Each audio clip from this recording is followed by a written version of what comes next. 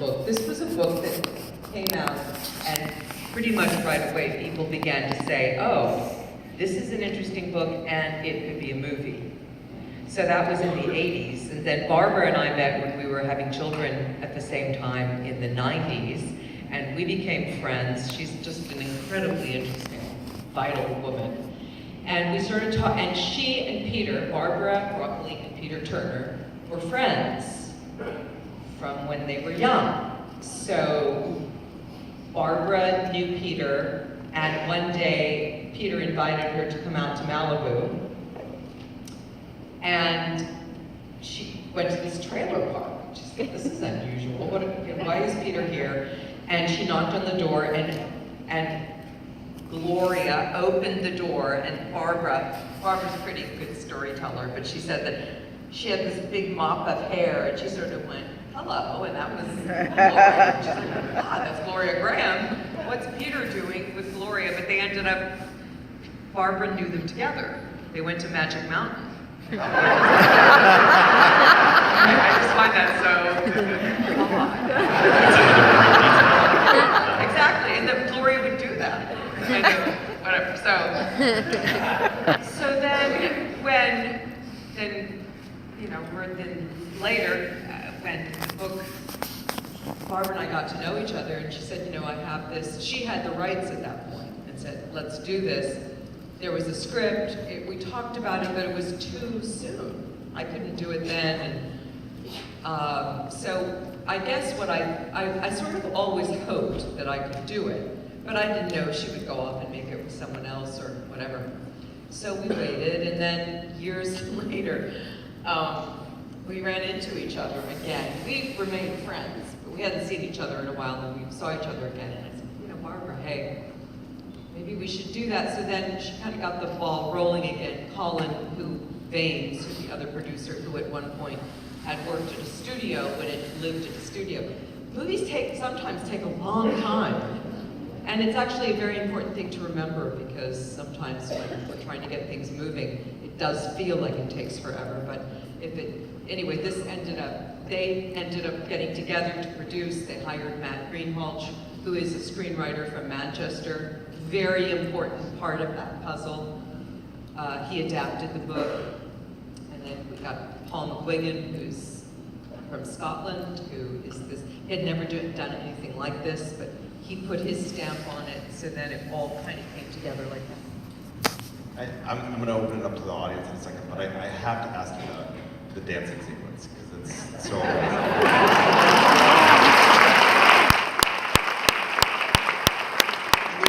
There's something really interesting to me about that being in this movie, because it's a moment where she kind of gets to be a femme fatale again there in the doorway, and then you go into the apartment and Jamie gets to be Billy Elliot. Yes, we had a good time.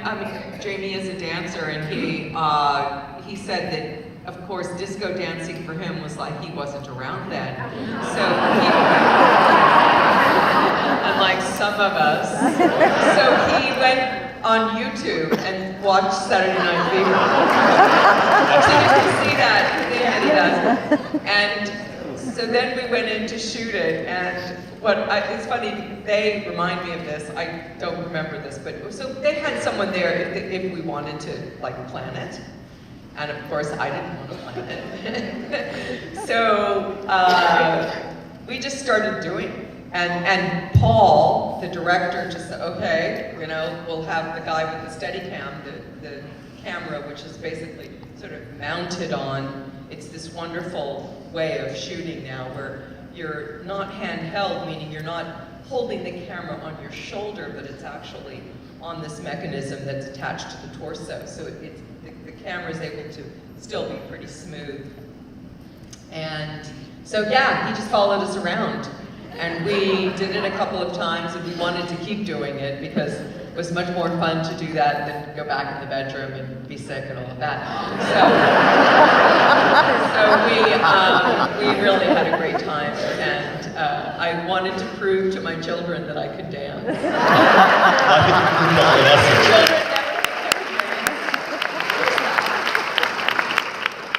Your children always think, you're not good at that. Haven't you seen me at the the weddings? I mean, come on. All right, well, I'm going to open it up. Does anybody have any questions? They're all so stunned, too. They're in their little coffee fits right here. Miss Benning, did you wait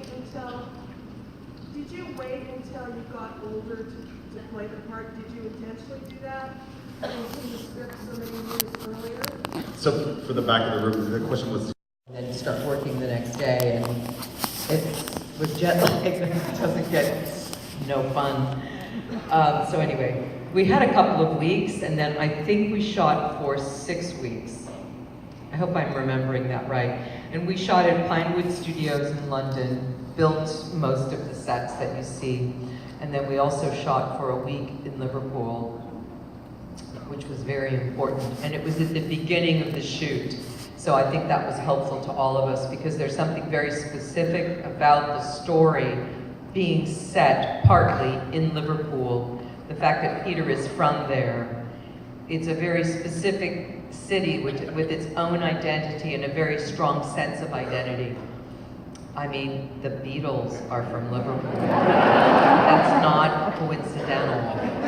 Like Peter and there's a great new documentary about the making of Sgt. Pepper's, that album, and I watched it recently, and it really does give you a sense of where they came from and how that informed their music and the way that they experienced and handled their fame and everything. So anyway, I thought a lot about that with Peter, and we were able to shoot there. Liverpool's also used for exteriors of London now because it's easier to shoot there, and there are certain parts of it that haven't changed as much as London. Over here.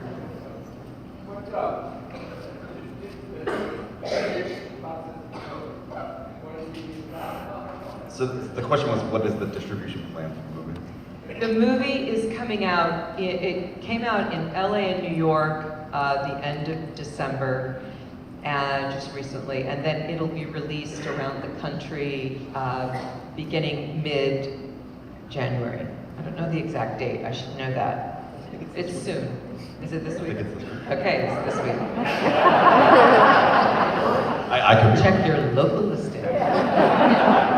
Back there.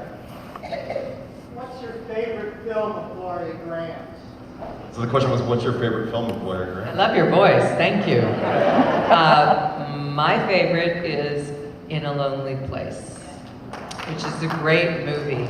Oh my God, it's such a good movie. She made it with Nicholas Ray, the director who she was married to at the time, although I think they were getting a divorce at the time. It's a movie with Humphrey Bogart. It takes place in Hollywood, and it's a movie about people who make movies. And it's incredibly well done. It's a very taut story, and she's so good.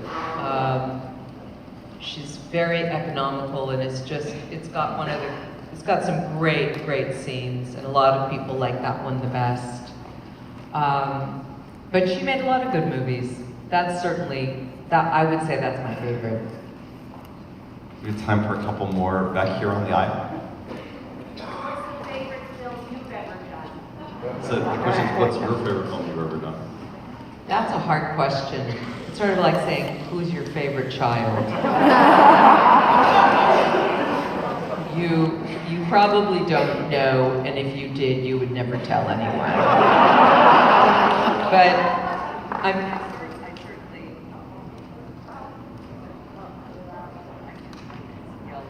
Hello? Oh, there I am. When I met my husband, we were doing Bugsy, so that has a certain... And then, thank you. Anyway, each movie I sort of remember where I was in my life, and that has nothing to do with anybody else's experience of watching the films, but for me, it's like I remember, oh yeah, that was when this happened. Events in your own personal life, as well as professional. So, yeah, that's a really tough question. But one of them is that my parents really like Open Range, which is a Western that I made. So that kind of makes me happy because my parents watch it all the time. It's one of the movies that I made that can be on television. That my father isn't too offended by. So, Have your parents seen this? they have. They liked it very much. You know, they had a great time. They came to LA. There was a screening, and we went out to dinner afterwards. My dad's 91. My mom was 88. They've been married 67 years. Wow. Not bad, right? They're amazing people. They still live in San Diego, where I grew up, and so they come up for stuff like that. And we had a really great time. They enjoyed it. We went out afterwards. They had a couple drinks. All right, we have time for one more back here at the center. Thank you very much for coming to Hot Springs and also for sharing your talents with the world. You're amazing.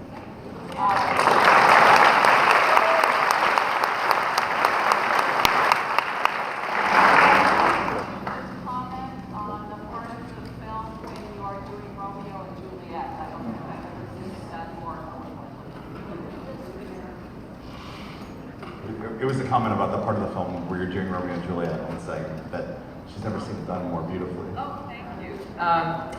So, yes, thank you very much. I know it's one of my favorite plays, of Shakespeare's plays. I got to do it twice, and so they wanted, that actually is not, that didn't really happen, sorry. I know.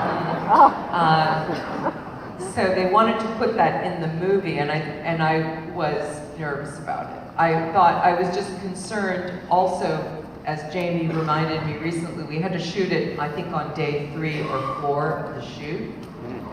So I just, from a very practical standpoint, I was concerned about it because I mean, I knew where the movie had to go, and I knew where I had to go in terms of Gloria being ill, but I hadn't done almost anything that led up to that. So I needed to figure out how to get that right, and I knew that in fact it hadn't happened, so I had to somehow make it believable that she could go and do this and yet be as ill as she was. So that was, I was just more concerned about that. I also didn't want it to be sentimental, and I didn't want the movie to be sentimental. So those were my personal concerns. And Peter Turner, he's in that scene. The real Peter Turner is the guy that brings the chair out to sit in the chair.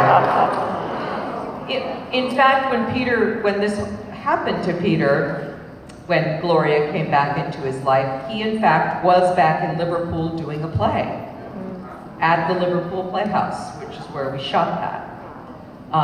And he was doing an Alan Bleasdale play, a very silly play, and so we shot more of that than we ended up using in the movie, with Peter coming in to do the show. You do see it, but only kind of briefly. So in that sequence, Peter played more role. There were more scenes with that character, but that part of the movie ended up falling away. So you ended up only seeing that. But having Peter there that day was amazing. And I loved doing it, and I also threw in another line at the end that Jamie didn't know I was gonna throw in, which actually comes from the balcony scene, not from that scene. The scene in the movie is the scene when they first meet at the dance. And so at the end of the scene, I threw in another line just to sort of surprise Jamie, which I'd forgotten that I did, and then he reminded me of that. He was like, "Annette, what are you doing?" But I couldn't resist. There was one lady right here who wanted to ask something. There you I'd are. like to know if Peter knew before Gloria passed away the reason she broke up with him.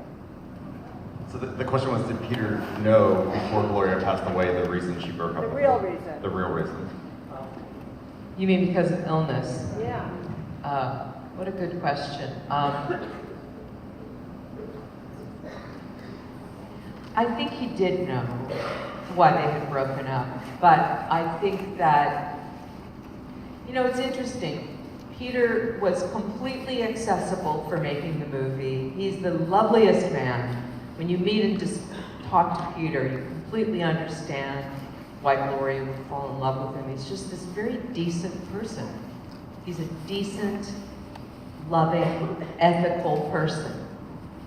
And his family was as well. And he's very discreet. He tells the story of what happened, but you're left with more questions, really, than knowing exactly what happened with Gloria between them.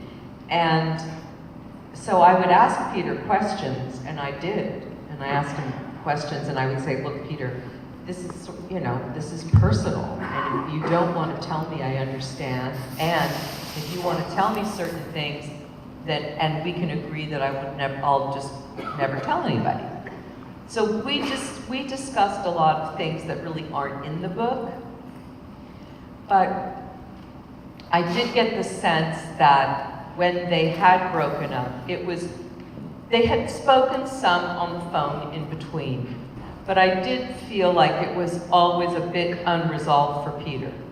But it wasn't as though it was just that she wanted to break up and he didn't. I think there were times, I think it was messy. I think it went back and forth. And I think there are some things that Peter has never really told anybody about what happened, which I love and I respect that. So I think the answer is he did eventually find out, but at the time he didn't know. If that's what you're asking too. Yeah. Yeah, so at the time I don't think he knew. She hadn't told him she'd ever had breast cancer. Oh, that was understood, I think. Okay. So, but I kept wanting him to know the reason she pushed him away. I know. I know. I did too. I know, and there are certain things she did. I feel like, oh, Gloria, why did you do that? Her love for him. It was out of her love for him. I'm so glad. You know,